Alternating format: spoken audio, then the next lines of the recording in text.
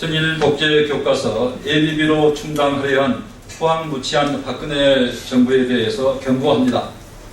정부가 지난 13일 국무회의에서 국정교과서에 필요한 예산 44억 전액을 ABB로 지출하기로 비공개로 의결한 사실이 밝혀졌습니다.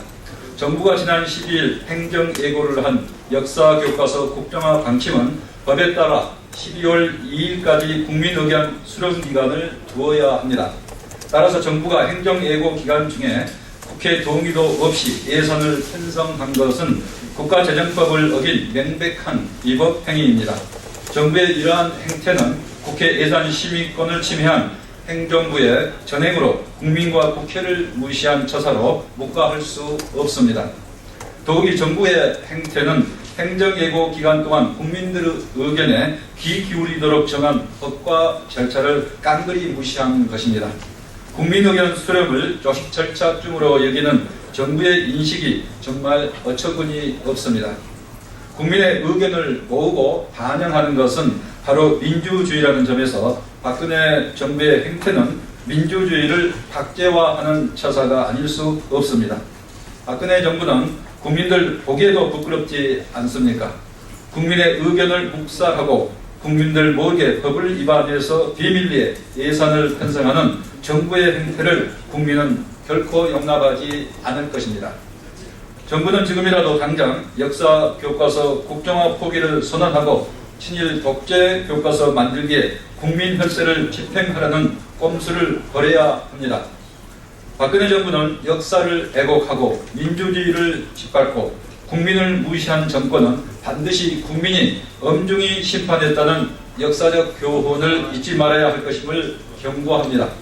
새정치민주연합은 국민들의 혈세가 한 푼도 낭비되지 않도록 역사교과서 국정화를 막아낼 것입니다. 다음은 KFX 사업 실패, 김관진 국가안보실장부터 문책해야 국민이 납득할 것입니다. 어제 개각을 두고 KFX 사업에 대한 문책을 위한 부분 개각이라는 평가가 많습니다. 미국의 핵심 기술 이전을 거부당하고도 기존 선정을 강행한 데 대한 국민적 의구심이 크다는 점에서 문책 인사는 당연한 것입니다. 그러나 외교 안보 라인의 중요 책임자들을 그대로 두고 그 말단인 외교안보 수석만 교체한 것은 누가 봐도 꼬리 자르기입니다. 수석 하나 차단하고 청와대의 책임론을 막아보겠다는 것은 어불성설입니다. 실체가 드러나는 KFX 사업은 기존 선정을 주도한 김관진 청와대 국가안보실장을 지목하고 있습니다. 또한 청와대는 지난 4월 핵심 기술 이전 불가를 보고받고도 사업을 강행했습니다.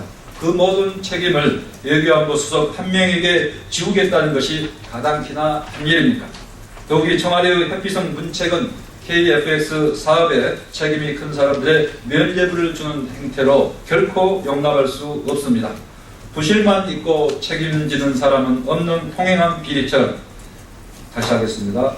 부실만 있고 책임자는 없는 통행한 비리처럼 KFX 사업도 실패만 있고 책임지는 사람은 없도록 할 수는 없습니다. 청와대가 사업 실패의 책임을 인정하기 싫어 꼬리만 잘라낸 것으로 국민적 논란을 막기 힘들 것임을 분명히 경고합니다. 청와대는 이제라도 실패를 인정하고 김관진 실장을 비롯한 관련 책임자를 문책해야 할 것임을 엄중히 촉구합니다. 이상입니다.